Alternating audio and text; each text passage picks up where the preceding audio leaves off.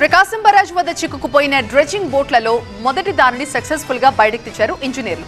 మరొక బోట్ ని క్రేన్ ద్వారా లాగేందుకు నిపుణులు ప్రయత్నించగా అది నీటిలో మునిగిపోయింది. దీంతో రెస్క్యూ ఆపరేషన్ నిలిపేసిన నిపుణుల బృందం రేపు ఉదయం మరొకసారి ట్రై చేస్తారు.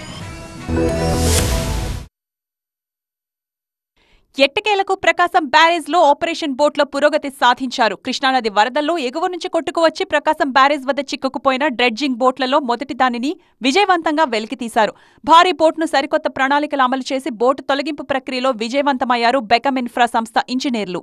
మొదటగా 40 టన్నుల బరువున్న భారీ బోట్ను ఇంజనీర్లు బయటకు తెచ్చారు. బయటకు తీసిన బోట్లో ఇసుక, నీరు చేరికతో 100 టన్నుల బరువు పెరిగింది. బోటు బరువు భారీగా ఉండడంతో సరికొత్త విధానం అమలు చేశారు. పడవ వెలికితీతలో భాగంగా 2 భారీ బోట్లకు గడ్డర్లు పెట్టి ఈ ప్రక్రియ చేపట్టారు. రెండింటికి అదనంగా మరో 2 పడవలతో లాగుతూ చిక్కుకున్న బోట్ను ఒడ్డుకు చేర్చారు. మరోవైపు సగం నీటిలో తేలుతున్న రెండో బోట్ను అపసవ్య దిశ నుంచి సవ్య దిశకు మార్చడానికి సిబ్బంది కృషి చేస్తున్నారు.